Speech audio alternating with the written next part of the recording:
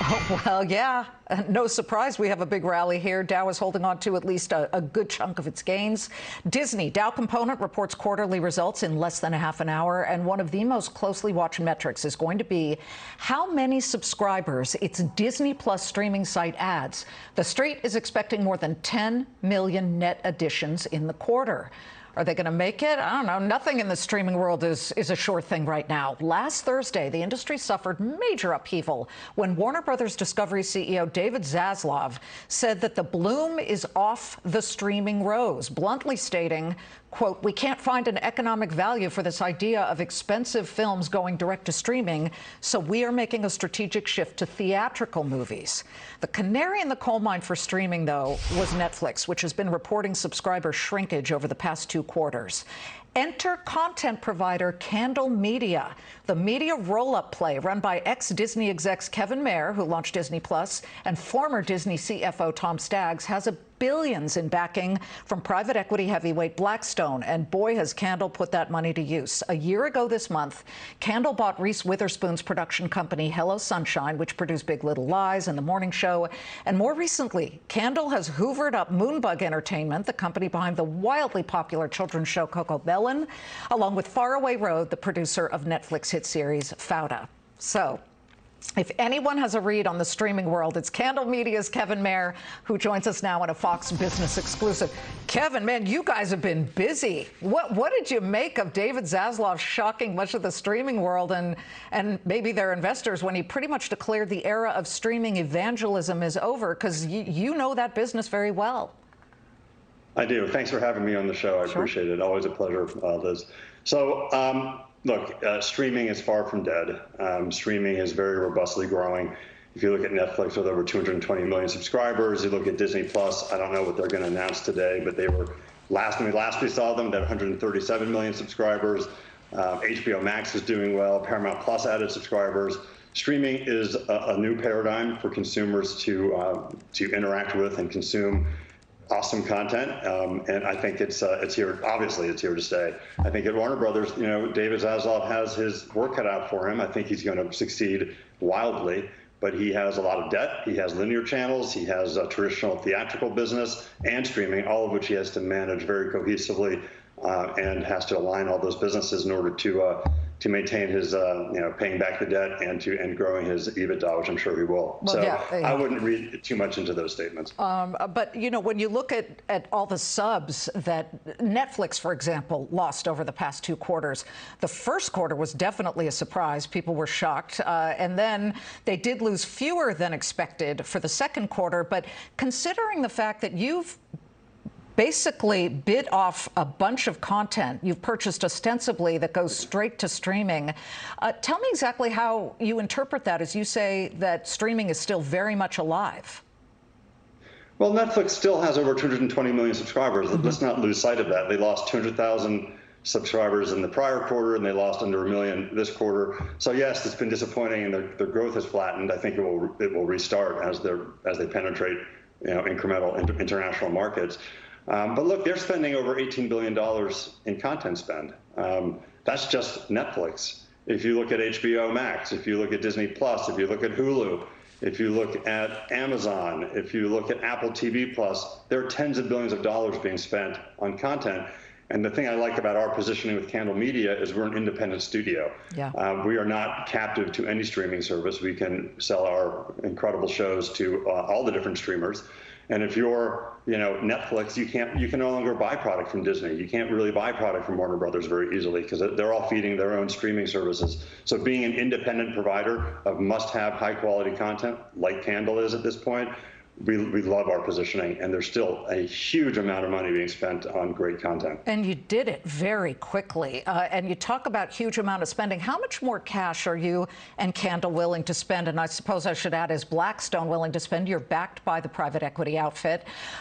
You know, I know you don't give numbers, but the word on the street was that you spent about $900 million on the Reese Witherspoon Hello Sunshine operation.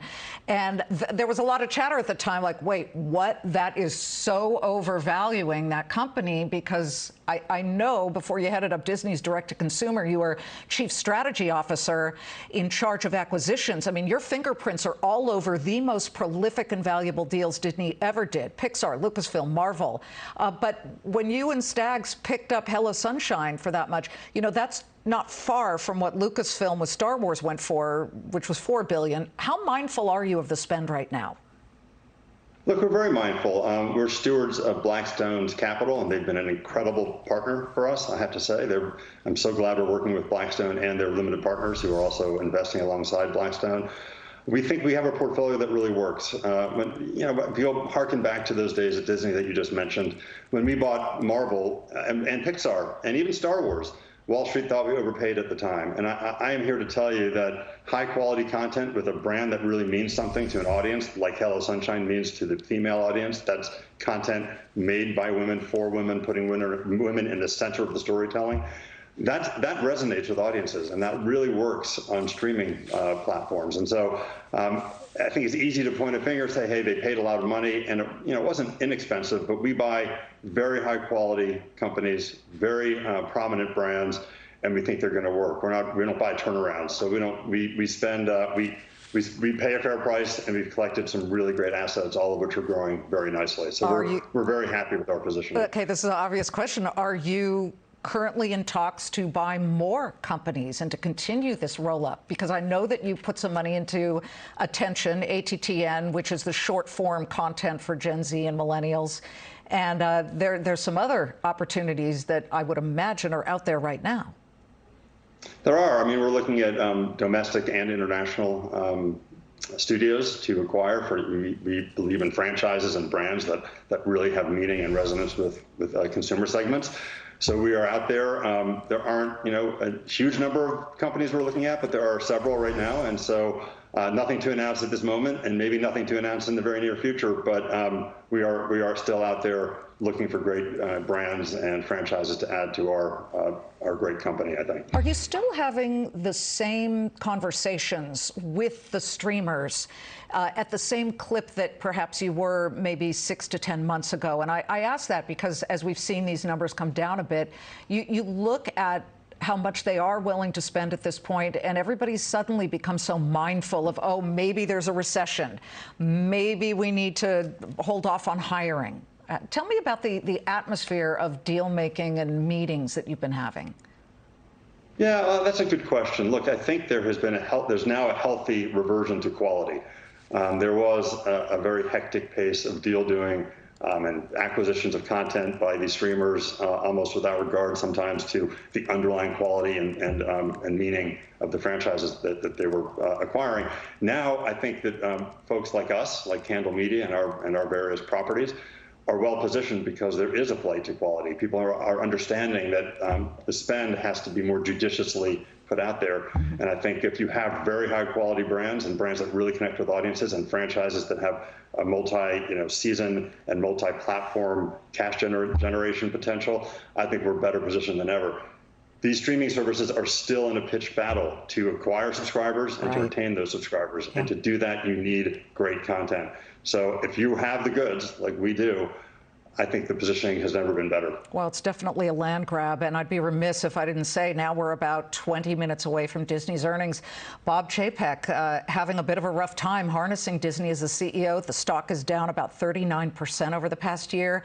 And now this question about the streaming landscape. Does Disney Plus, because you launched it, does it need to scale back its forecast that it will have between 230 million to 260 million subs by the end of 2024? Is that too ambitious? Look, I don't want to speak for the management, and Bob Chapek is a very capable, smart guy. He has a great team. Christine McCarthy, the CFO, is terrific, and Kareem Daniel, who now has my old job running Disney Plus. Look, these are high-quality executives. They know what they're doing. if it were and I was in that position and I didn't have those IPL rights, the cricket rights in India for streaming any longer, I think that would probably be wise and judicious to scale those numbers back. I would not be surprised to hear either just an abatement of the numbers that are out there now, the 230 to 260, or just removing guidance altogether. But it may not happen. Maybe they still feel they can get the 230 to 260, and if they do, then they will keep that in place. But I would not be surprised at all to hear that number being reduced today. Yeah, the star subs out in India, that's always been a real question. Kevin, when you make your next acquisition at Candle Media, you got to come back because we love to follow this story. You got it. Always a pleasure to be here. Thank you so much. Kevin Mayer, the co-founder of Candle Media.